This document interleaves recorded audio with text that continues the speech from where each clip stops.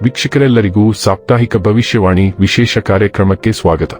ಸ್ನೇಹಿತರೆ, ಮಾರ್ಚ್ ತಿಂಗಳ ಈ ವಾರದಲ್ಲಿ 2 ರಾಜಯೋಗಗಳ ನಿರ್ಮಾಣವಾಗಲಿದೆ. ಈ ವಾರದ ಆರಂಭದಲ್ಲಿ ಮಾಲವ್ಯ ರಾಜಯೋಗ ಮತ್ತು ಇದರ ನಂತರ ಗಜಕೇಸರಿ ರಾಜಯೋಗದ ನಿರ್ಮಾಣವಾಗುವುದು. ಈ ವಾರದ ಆರಂಭದಲ್ಲಿ ಮೊದಲಿಗೆ ಶುಕ್ರನು ತನ್ನ ಉನ್ನತ ರಾಶಿಯಾದ ಮೀನ ರಾಶಿಯಲ್ಲಿ ಚಲಿಸುವುದು. ಇದರಿಂದಾಗಿ ಮಾಲವ್ಯ ರಾಜಯೋಗದ ನಿರ್ಮಾಣವಾಗಲಿದೆ. ಈ ವಾರದ ಮಧ್ಯದಲ್ಲಿ ಚಂದ್ರನು ಮಿಥುನ ರಾಶಿಯನ್ನು ಪ್ರವೇಶಿಸುವುದರೊಂದಿಗೆ ಗುರುವಿನೊಂದಿಗೆ ಸಂಯೋಗಗೊಳ್ಳುವ ಮೂಲಕ ಗಜಕೇಸರಿ ರಾಜಯೋಗದ ನಿರ್ಮಾಣವಾಗುವುದು. ಮಾರ್ಚ್ 23 ರಿಂದ ಮಾರ್ಚ್ 29 ರವರೆಗಿನ ಮೇಷರಾಶಿಯವರ ಭವಿಷ್ಯವನ್ನು ತಿಳಿದುಕೊಳ್ಳೋಣ. ಈ ವಾರ ಮೇಷರಾಶಿಯವರ ಫಲಾಫಲಗಳೇನು, ಗ್ರಹಗತಿಗಳು ಹೇಗಿರಲಿವೆ, ಕೌಟುಂಬಿಕ ಸಾಮಾಜಿಕ ಜೀವನ ಹಾಗೂ ವ್ಯಾಪಾರ ವಹಿವಾಟು ಹೇಗೆ ನಡೆಯಲಿದೆ, ಅಲ್ಲದೆ ಯಾವೆಲ್ಲ ಸಮಸ್ಯೆಗಳು ನಿಮ್ಮನ್ನು ಈ ಸಾಪ್ತಾಹಿಕದಲ್ಲಿ ಕಾಡಲಿವೆ, ಅವುಗಳಿಗೆ ಪರಿಹಾರಗಳೇನು ಎಂಬುದನ್ನು ತಿಳಿಯಲು ಈ ವಿಡಿಯೋವನ್ನು ಸಂಪೂರ್ಣವಾಗಿ ವೀಕ್ಷಿಸಿ. ನೀವಿನ್ನೂ ನಮ್ಮ ಚಾನೆಲ್ ಸಬ್ಸ್ಕ್ರೈಬ್ ಮಾಡದೇ ಇದ್ದರೆ ಕೂಡಲೇ ನಮ್ಮ ಚಾನೆಲ್ ಸಬ್ಸ್ಕ್ರೈಬ್ ಮಾಡಿ. ಹೆಚ್ಚಿನ ವಿಡಿಯೋ ಅಪ್ಡೇಟ್ಗಾಗಿ ಪಕ್ಕದ ಬೆಲ್ ಐಕಾನ್ ಬಟನ್ ಕ್ಲಿಕ್ ಮಾಡಿ. ಸ್ನೇಹಿತರೆ, ಮೇಷರಾಶಿಗೆ ಸೇರಿದ ಜನರಿಗೆ ಈ ವಾರ ವೃತ್ತಿ ಜೀವನದಲ್ಲಿ ಯಶಸ್ಸು ದೊರಕುವುದು. ಈ ಅವಧಿಯಲ್ಲಿ ನಿಮ್ಮ ಯೋಜನೆಗಳನ್ನು ಶುರು ಮಾಡುವುದರಿಂದ ವಿಶೇಷವಾಗಿ ಜಯಗಳಿಸುವ ಸಂಭವ ಹೆಚ್ಚಾಗಿರುವುದು. ಆರ್ಥಿಕ ವಿಚಾರಗಳಿಗೆ ಸಂಬಂಧಿಸಿದಂತೆ ಈ ವಾರವು ಬಹಳ ಉತ್ತಮವಾಗಿರಲಿದೆ. ನಿಮ್ಮ ಪ್ರೀತಿ ಪಾತ್ರರಿಂದ ಪ್ರತಿ ಹೆಜ್ಜೆಯಲ್ಲಿಯೂ ಸಹಾಯವನ್ನು ಪಡೆಯುವಿರಿ. ಈ ವಾರ ಪ್ರಯಾಣಿಸುವ ಸಂದರ್ಭದಲ್ಲಿ ನಿಮಗೆ ಸುಲಭವಾಗಿ ಯಶಸ್ಸು ಲಭಿಸಲಿದೆ. ಯಾವುದಾದರೂ ಹೊಸ ಸ್ಥಳಕ್ಕೆ ಪ್ರಯಾಣಿಸುವ ಬಗ್ಗೆ ಮನಸ್ಸು ಮಾಡುವಿರಿ. ಪ್ರೇಮ ಸಂಬಂಧದ ಬಗ್ಗೆ ಹೇಳುವುದಾದರೆ, ಈ ವಾರ ಸಂಬಂಧಗಳು ಮೊದಲಿಗಿಂತ ಬಲಗೊಳ್ಳಲಿದೆ ಹಾಗೂ ಪ್ರೀತಿಯ ಜೀವನದಲ್ಲಿ ಸಂತೋಷದ ಅನುಭವವಾಗುವುದು. ಜೊತೆಗೆ ಮನೆಯ ಹಿರಿಯರ ಆಶೀರ್ವಾದದಿಂದ ಜೀವನದಲ್ಲಿ ನೆಮ್ಮದಿ ಇರುವುದು. ಹಾಗೆ ಬದಲಾಗುತ್ತಿರುವ ವಾತಾವರಣದಿಂದಾಗಿ ಜ್ವರ, ಕೆಮ್ಮು, ಶೀತ ಇತ್ಯಾದಿ ಆರೋಗ್ಯ ಸಮಸ್ಯೆ ಎದುರಾಗಬಹುದು. ಹಾಗಾಗಿ ಹೆಚ್ಚಿನ ಕಾಳಜಿ ವಹಿಸಿ. ಚಂದ್ರನ ರಾಶಿಗೆ ಹೋಲಿಸಿದರೆ ಶನಿಯು 12ನೇ ಮನೆಯಲ್ಲಿರುವುದರಿಂದ ಈ ವಾರ ನಿಯಮಿತವಾಗಿ ವ್ಯಾಯಾಮ ಮಾಡುವುದು ನಿಮ್ಮನ್ನು ಆರೋಗ್ಯವಾಗಿಡಲು ಪ್ರಮುಖ ಪಾತ್ರ ವಹಿಸುತ್ತದೆ. ಈ ಸಮಯದಲ್ಲಿ ನಿಮ್ಮ ಆರೋಗ್ಯದಲ್ಲಿ ಅನೇಕ ಉತ್ತಮ ಪರಿವರ್ತನೆಗಳನ್ನು ಕಾಣಲಾಗುತ್ತದೆ. ವಿಶೇಷವಾಗಿ ಈ ಸಮಯದಲ್ಲಿ ನಿಮ್ಮ ಕೆಲವು ಸಮಸ್ಯೆಗಳನ್ನು ಶಾಶ್ವತವಾಗಿ ತೊಡೆದುಹಾಕಲು ನಿಮಗೆ ಸಾಧ್ಯವಾಗುತ್ತದೆ. ಈ ಸಮಯವು ನಿಮ್ಮ ಜೀವನದಲ್ಲಿ ಅನೇಕ ವೇತನ ಹೆಚ್ಚಳವನ್ನು ತರುವ ಸಾಧ್ಯತೆಗಳಿವೆ. ಈ ಕಾರಣದಿಂದಾಗಿ ನಿಮ್ಮ ಜೀವನದಲ್ಲಿ ಅನಿರೀಕ್ಷಿತ ವೆಚ್ಚಗಳು ಹೆಚ್ಚಾದರೂ ಅದು ನಿಮ್ಮ ಹಣಕಾಸಿನ ಸ್ಥಿತಿಯ ಮೇಲೆ ಪರಿಣಾಮ ಬೀರುವುದಿಲ್ಲ. ಹೇಗಾದರೂ ನಿಮ್ಮನ್ನು ಆರ್ಥಿಕವಾಗಿ ಬಲಪಡಿಸಲು ಅನಗತ್ಯ ಖರ್ಚುಗಳನ್ನು ನಿಯಂತ್ರಿಸುವ ಮೂಲಕ ನಿಮ್ಮ ಹಣವನ್ನು ಸಂಗ್ರಹಿಸುವತ್ತ ನಿಮ್ಮ ಪ್ರಯತ್ನಗಳನ್ನು ವೇಗಗೊಳಿಸಬಹುದು. ಚಂದ್ರನ ರಾಶಿಗೆ ಹೋಲಿಸಿದರೆ ಗುರು 3ನೇ ಮನೆಯಲ್ಲಿರುವುದರಿಂದ ಈ ವಾರ ನೀವು ನಿಮ್ಮ ನಿರ್ಧಾರಗಳನ್ನು ಮನೆಯ ಜನರ ಮೇಲೆ ಹೇರಲು ಪ್ರಯತ್ನಿಸಿದರೆ ಹಾಗೆ ಮಾಡುವುದರಿಂದ ನೀವು ನಿಮ್ಮ ಹಿತಾಸಕ್ತಿಗಳಿಗೆ ಮಾತ್ರ ಹಾನಿ ಮಾಡುತ್ತೀರಿ.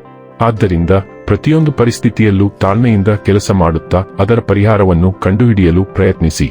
ನಿಮ್ಮ ಆಂತರಿಕ ಶಕ್ತಿ ಈ ವಾರ ನಿಮ್ಮ ದೊಡ್ಡ ಶಕ್ತಿ ಎಂದು ಸಾಬೀತುಪಡಿಸುತ್ತದೆ. ಏಕೆಂದರೆ ಈ ಮಧ್ಯೆ ನೀವು ಕೆಲಸದ ಸ್ಥಳದಲ್ಲಿ ನಿಮ್ಮ ಪ್ರಭಾವವನ್ನು ಉಳಿಸಿಕೊಂಡು ಇತರರಿಗೆ ಸಹಾಯ ಮಾಡುವುದನ್ನು ಕಾಣಬಹುದು. ನಿಮ್ಮ ಸಹಕಾರವನ್ನು ನೋಡಿ ನಿಮ್ಮ ಶತ್ರುಗಳು ಮತ್ತು ನಿಮ್ಮ ವಿರೋಧಿಗಳು ಸಹ ನಿಮ್ಮ ಸ್ನೇಹಿತರಾಗುತ್ತಾರೆ. ಇದು ನಂತರದ ದಿನಗಳಲ್ಲಿ ಶುಭ ಫಲಿತಾಂಶಗಳಿಗೆ ಕಾರಣವಾಗುತ್ತದೆ. ನೀವು ಉನ್ನತ ಶಿಕ್ಷಣ ಕ್ಷೇತ್ರದೊಂದಿಗೆ ಸಂಬಂಧ ಹೊಂದಿದ್ದರೆ ಈ ವಾರ ನೀವು ಯಶಸ್ಸಿನ ಅನೇಕ ಅವಕಾಶಗಳನ್ನು ಪಡೆಯುವ ಸಾಧ್ಯತೆ ಇದೆ. ಅಲ್ಲದೆ ಇತ್ತೀಚೆಗೆ ಶಿಕ್ಷಣವನ್ನು ಮುಗಿಸಿದ ಮತ್ತು ಉದ್ಯೋಗವನ್ನು ಹುಡುಕುತ್ತಿರುವ ಜನರಿಗೆ ಈ ಅವಧಿಯಲ್ಲಿ ಅನುಕೂಲಕರ ಅವಕಾಶಗಳು ದೊರೆಯುವ ಸಾಧ್ಯತೆ ಇದೆ. ಮಾರ್ಚ್ ಕೊನೆಯ ವಾರದಲ್ಲಿ ಸೂರ್ಯನು ನಿಮ್ಮ ಜೀವನದಲ್ಲಿ ಪ್ರಮುಖ ಪಾತ್ರ ವಹಿಸುತ್ತಾನೆ. ಸೂರ್ಯನು ಶುಕ್ರನೊಂದಿಗೆ ಇರುತ್ತಾನೆ ಮತ್ತು ಅದು ನೆಪ್ಚೂನನ್ನು ಸಹ ಸಂಧಿಸಲಿದೆ. ನೀವು ಹೊಸ ಬಟ್ಟೆ, ಅಂದಗೊಳಿಸುವ ವಸ್ತುಗಳು ಅಥವಾ ಪರಿಕರಗಳನ್ನು ಖರೀದಿಸುತ್ತೀರಿ. ಕೆಲವರು ಹೊಸ ಕೇಶವಿನ್ಯಾಸವನ್ನು ಪಡೆಯುತ್ತಾರೆ. ಇದರಿಂದ ನೀವು ಹೊಸ ನೋಟವನ್ನು ಪಡೆಯಬಹುದು. ನೀವು ಸಾರ್ವಜನಿಕ ವಲಯದಲ್ಲಿ ಗೋಚರಿಸುತ್ತೀರಿ ಮತ್ತು ನಿಮಗೆ ಹೊಸ ಕೆಲಸವೂ ಸಿಗುತ್ತದೆ. ಆದ್ದರಿಂದ ನೀವು ಸಂದರ್ಶನಗಳನ್ನು ನಿರೀಕ್ಷಿಸಬಹುದು. ಸೂರ್ಯ ಮತ್ತು ಶುಕ್ರ ಇಬ್ಬರು ಗೋಚರ ಗ್ರಹಗಳಾಗಿರುವುದರಿಂದ ಜನರು ನಿಮ್ಮ ಉಪಸ್ಥಿತಿಯನ್ನು ಮೆಚ್ಚುತ್ತಾರೆ ಮತ್ತು ಅವರು ನಿಮ್ಮನ್ನು ಭೇಟಿ ಮಾಡಲು ಉಪಕ್ರಮವನ್ನು ತೆಗೆದುಕೊಳ್ಳುತ್ತಾರೆ. ಈ ಸಂಚಾರವು ಹೆಚ್ಚಿನ ಕ್ರಿಯೆಯನ್ನು ತರುತ್ತದೆ, ನಿಮ್ಮ ಪ್ರೊಫೈಲ್ ಅನ್ನು ನವೀಕರಿಸುತ್ತದೆ ಮತ್ತು ಸಾಮಾಜಿಕ ಕೂಟಗಳಿಗೆ ಹಾಜರಾಗುತ್ತದೆ. ಸಾಗರ ದೇವರು ನೆಪ್ಚೂನ್ ರಾಶಿಚಕ್ರದ ರಾಜ ಸೂರ್ಯನೊಂದಿಗೆ ಸಂಧಿಸುವುದರಿಂದ ನೀವು ಸ್ವಲ್ಪ ವಿಚಲಿತರಾಗಬಹುದು. ಆದ್ದರಿಂದ ಮರೆವು ಸಂಭವಿಸಬಹುದು. ನಿಮ್ಮ ಯೋಜನೆಗಳಲ್ಲಿ ಮಧ್ಯದಲ್ಲಿ ಕೆಲವು ಬದಲಾವಣೆಗಳಾಗಬಹುದು. ಪ್ರವಾಸಗಳನ್ನು ರದ್ದುಗೊಳಿಸಬಹುದು ಅಥವಾ ಕಾರ್ಯನಿರತ ವಾತಾವರಣದ ಬದಲು ಶಾಂತ ಸ್ಥಳಗಳಿಗೆ ಆದ್ಯತೆ ನೀಡಬಹುದು. ನೆಪ್ಚೂನ್ ಒಂದು ಸಂಕೀರ್ಣ ಗ್ರಹ, ಆದ್ದರಿಂದ ಭಾವನಾತ್ಮಕ ಕಾಳಜಿಗಳು ಇರುತ್ತವೆ. ಆದ್ದರಿಂದ ಯಾರೊಂದಿಗೂ ವಾದ ಮಾಡಬೇಡಿ, ಏಕೆಂದರೆ ಸಂಭಾವ್ಯ ಘರ್ಷಣೆಗಳಿಗೆ ಅವಕಾಶಗಳಿವೆ. ತಪ್ಪು ತಿಳುವಳಿಕೆಗಳ ಸಾಧ್ಯತೆಗಳಿವೆ. ಆದ್ದರಿಂದ ಯಾರಾದರೂ ಕೇಳಿದಾಗ ನಿಮ್ಮ ಅಭಿಪ್ರಾಯವನ್ನು ವ್ಯಕ್ತಪಡಿಸಿ.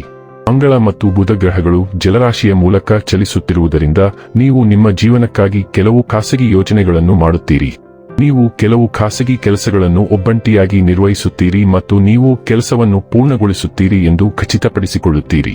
ವಿದೇಶಗಳಿಂದ ಕೆಲವು ನವೀಕರಣಗಳು ಬರುತ್ತವೆ ಮತ್ತು ಅದು ನಿಮ್ಮ ವೀಸಾ ಅಥವಾ ವಸಾಹತು ಸಂಬಂಧಿತ ವಿಷಯದ ಬಗ್ಗೆ ಕೆಲವು ಸುದ್ದಿಗಳಾಗಿರಬಹುದು. 2 ಗ್ರಹಗಳು 6ನೇ ಮನೆಯತ್ತ ದೃಷ್ಟಿ ಹರಿಸುತ್ತವೆ, ಆದ್ದರಿಂದ ನೀವು ನಿಮ್ಮ ವೃತ್ತಿಜೀವನವನ್ನು ಸುಧಾರಿಸಲು ಶ್ರಮಿಸಲು ಪ್ರಯತ್ನಿಸುತ್ತೀರಿ. ನಿಮ್ಮ ಸಹೋದ್ಯೋಗಿಗಳೊಂದಿಗೆ ಚರ್ಚೆಗಳು ನಡೆಯುತ್ತವೆ, ಆದರೆ ಕೆಲವು ವಾದಗಳು ಸಹ ಇರುತ್ತವೆ.